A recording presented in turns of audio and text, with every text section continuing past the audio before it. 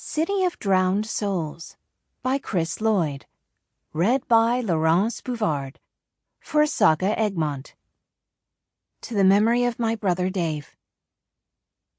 It begins and ends with a river. Always a river. He could hear it outside, louder and angrier than he'd ever heard it.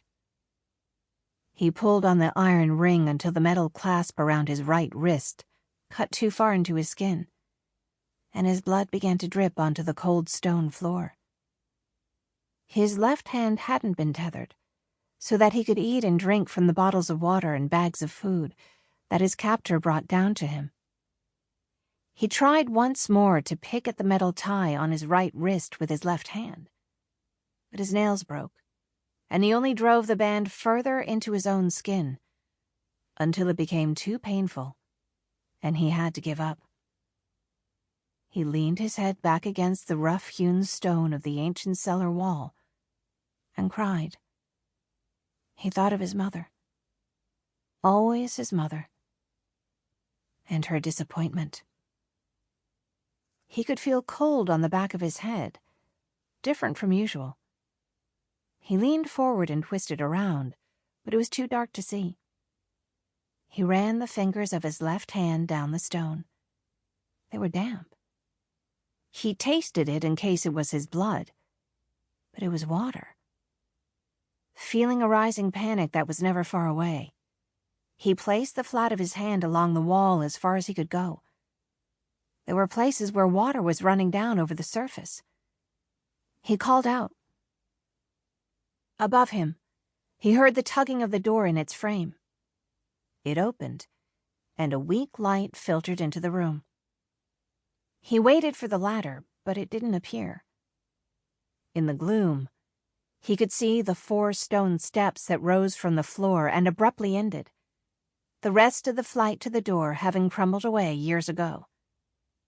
Still, he waited for the ladder to be lowered, but nothing came.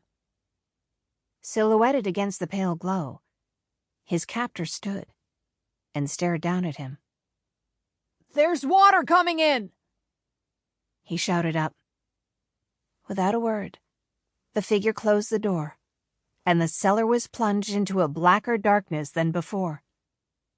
He screamed once more with fear and frustration, and tugged again at the iron ring. But the metal tie cut into his flesh, and he cried out in pain.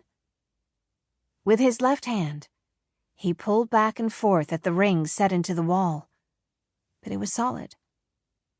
He banged again and again on the hard stone with his fist, until it too was bleeding.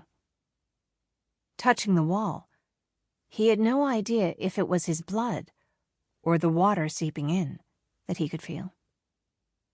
He heard another sound, a roaring.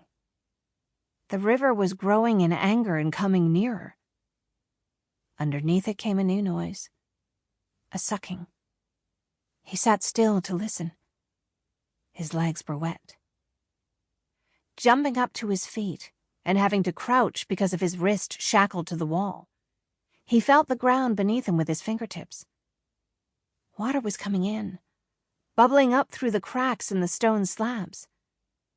Soon the whole floor was covered. His hand, laid flat on the ground, was enveloped, the river rising up his wrist.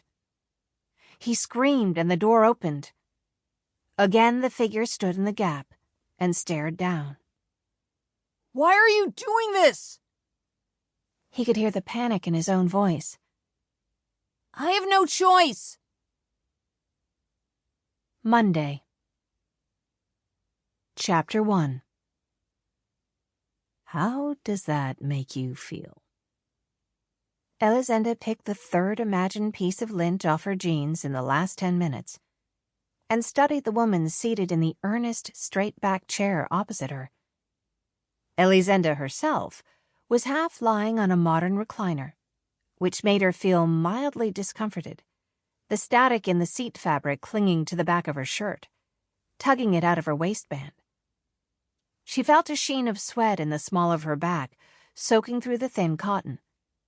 She also felt faintly ridiculous. It wasn't solely Sample complete. Ready to continue?